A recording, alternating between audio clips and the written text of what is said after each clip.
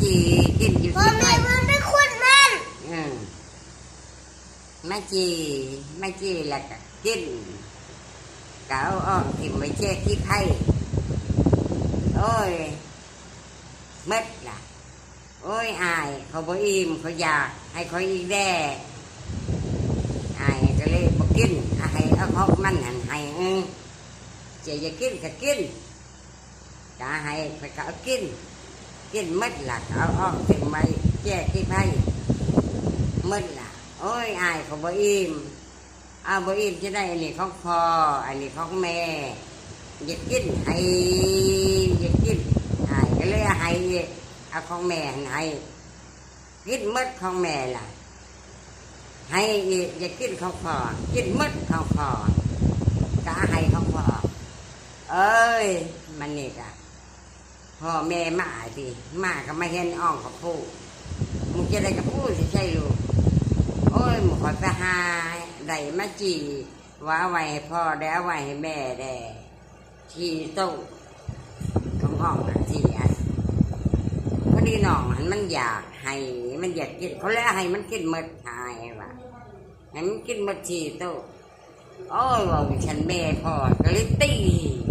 เอาใหม่มันตีขาตีหมดชอบก็ให้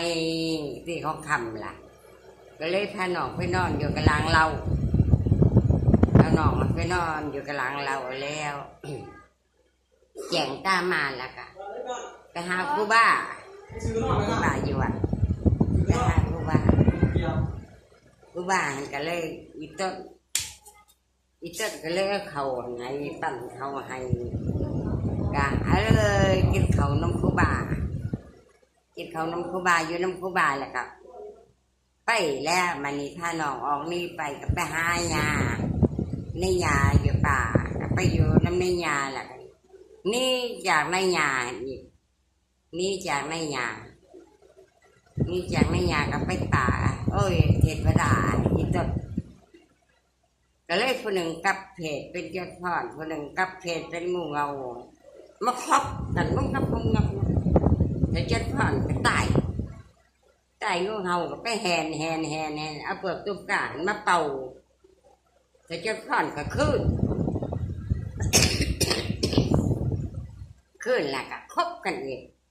คบไปคบมางูเห่าก็ตายแล้วเท่าจนพ่อนก็ไปแหนเอามาเป่างูอันนี้ก็ขึ้นแล้วก็เล่นมาห้ำมาหายนี่ไปกระเบิงมันอายมันหนองกันล่ะเอ้ยมันนี่ก็ไปเห็ดนี่คือมันขี้ดีไปก็เอาบ่มีช่างไปแหนเอาคือแหนเอาก็มาขอดแท้แล้วก็ไปแล้วกำอายกำหนองไปลงไปเห็นกาหันตายโอ้ยเบิ่งล่องโคดกานี่เบิ่งขึ้นมาจากถ้าอายก็เลยเอาหยำแล้วก็เป่ากาก็เลยขึ้นกาก็โอ้ยบ่มีช่างต่อบุญกันอยากไปวันไหนก็ไปนำกาก็ไปขาบเอาไข่เอาเขาพ่นตาแล้วเห็นวันไหนก็ขาบมาให้เพิ่นกินกำอายกำหนองแล้วมันนี่กะไปกาก็เห็นหยักหันเมียมันตายตาจีนดอดไว้ละมันก็ไปขาบเอาจีนดอดหยักหันไล่ก้าแบกไม่คอนกันนั่งก้าพอดีถ้ากาก็ปิ้นมาหาบอลกันเลยเห็นจีนดอดนั้นตกบอลกันนั้นแต่หยักกับมุกไปเอาจีนดอดไปเห็นเป็นหนังกำอายกำหนอกกันโอ้ยเป็นว่าจะเป็นบุญโชคน้อมาพ่อคนมันแล้วพ่อมนุษย์ที่ได้กินแล้วเนี่ยผู้ตายที่ไปชมจักรานไปเมื่อช่องไอ้น้องไปแล้วมันนี่พอดีมันก็ไปบอกหมู่กันคอยได้มนุษย์มากมนุษย์น้อยช่องคนไปกินไปชมจักรานเนี่ยพอมืออื่นนี่เน้อไปโอ้ยใครก็อยากกินคนสิครับที่มาเหมือนสิ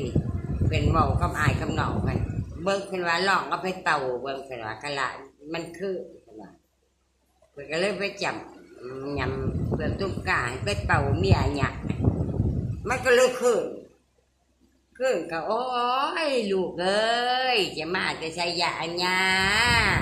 จะมาโทษแม่ให้แม่ขึ้นยามันก็เอามานางตักนางจ้ะพอเอามาเอาหมูขมาแต่ป่าว่าจะเอามากินชงชะการเจ้าเลยโผล่พอดีพัวเพิ่นมาไม่เห็นเมียเพิ่นนั่งขึ้นจะได้จะจังขึ้นนิดหน่อยช่องคนนี่มาโผล่ไปพอขึ้นได้เขาไปบอกหมูมาชงชะการมืดล่ะว่าที่มากินมันโอ้ยบ่เป็นดอกเป็นฉันบ่เป็นเอาไปชงเมืองมนุษย์นะเอามาชงเมืองคน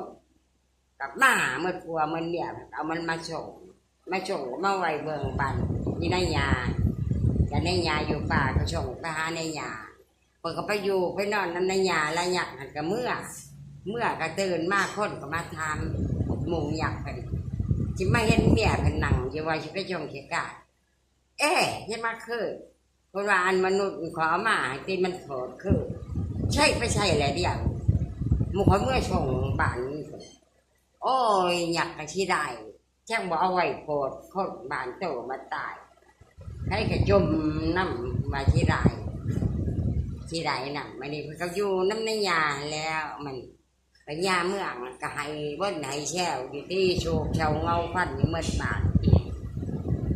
ยาเอ้ยเป็นช่างบ้านนี่ใช่ไหมโชกเชารักกระเดียกระดอกโอ้ยลูกเอ้ยพญาเมื่องลูกเช้าเป็นตายเพิ่นวีเขาฝ่ายสักหัวบ่มีบ่คนโผดโอ้ยลูกเอ้ยบ่ได้สิโผดขึ้นได้คนตายแล้วที่มีบ่ผู้มาโผด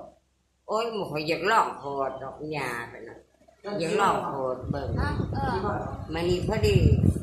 โอ้ยหญ้าไปบอกให้พักให้พญาเมืองพักพญาเมืองว่าโอ้ยไปเอามาเบิ่งก็ละโผดดิเอาไปให้พญาเอาไปแล้วเพิ่นก็ไปเปิดนางนั่นแหละกังใบแล้วก็เขาไปเปิดนางเปิดกึ่งกลางเป็นกระเป๋านางก็เลยขึ้นแล้วก็โอ้ยอย่าก็มาอยู่มาชมกันว่าพ่อเพิ่นก็เลยให้เอาเห็นเมียเอาให้เขาเนี่ยเอาเห็นเมียก็อยู่แล้วน้ำพญาเมืองจกจำใบมีห่างมีดีใดแล้วก็เรียกนี่ในยาเบิ่งในยาเป็นอยู่ลำโอ้ยมันนี่ก็พอดี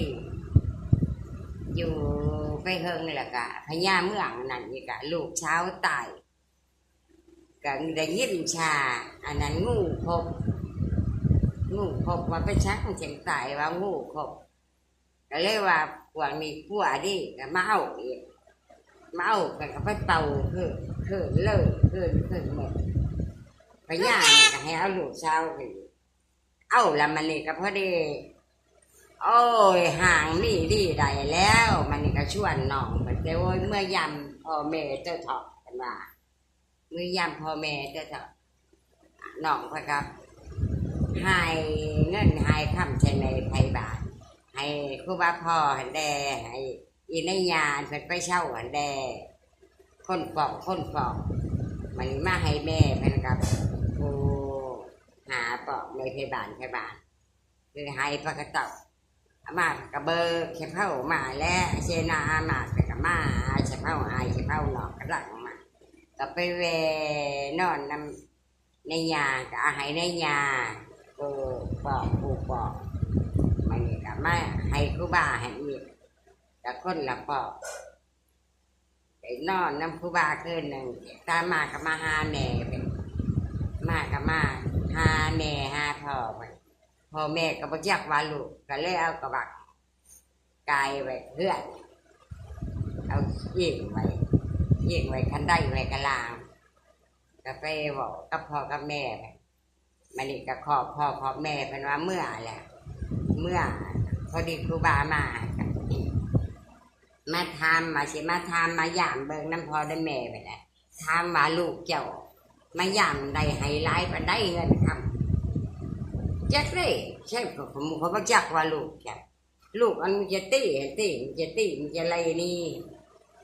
โอ้ยพ่อแม่ก็ให้นี่เพิ่นให้หมกคอยแต่คำได้ใส่กล่องไม่ใส่บาทพ่อแม่ก็ให้แลนน้ำเฉพาะมันก็บ่ยินติลูกเอ้ยไอ้แม่แดลูกเอ้ยไอ้แม่เฉพาะมันก็รังมันก็ไปรังไปเลยเลยบ่ได้เอาแม่ก็ให้ขึ้นมาเพื่อนมาชานมาเห็นกระบังหันมาทาเบิดแต่คำแต่เงินลูกมันให้ก็เลยห่างเลยนี่ย้อนลูก ก็เลยไปแล้วก็หอดเมืองหอดหน้าเป็นแล้วก็อยู่ช่วยหลานบ้านเมืองก็พอแค่ห้างคุดกระชุดเท่านั้นเองแล้วเมื่อล่ะบ่มี